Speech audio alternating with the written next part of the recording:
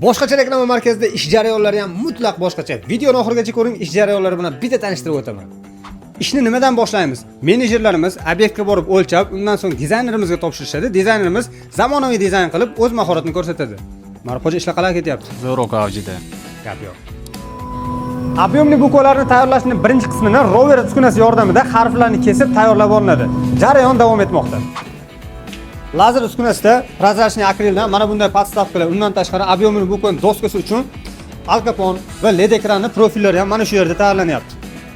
Mana bunday tablichkalarni ham xodimlarimiz tomonidan gravirovka uskunasida tayyorlanadi. Hormona bolalar. Bu yerda asosiy tashqi reklama hisoblangan объемli bukva, svetovoy kor va LED ekranlarini ahil jamoamiz tomonidan shu yerda tayyorlanadi. Hayt ovozlaringlar. Biz ishxonada shunaqa pitpiliqlar ham bor. Avtomobillar uchun mana shunaqa yopishadigan nakleykalar reklamalarni ham xohlagan rangingizda mana shu yerda tayyorlanadi. Buyurtma qilingan bannerlarni pechat ishlarini mana shu xonada mutaxassisimiz tomonidan amalga oshiriladi. Bizning jamoamiz mana shunaqa boshqacha hamjihat bo'lib ishlashadi. Agar sizga ham tashqi reklama xizmatlari kerak bo'lsa, barchangizni boshqachada kutib qolamiz.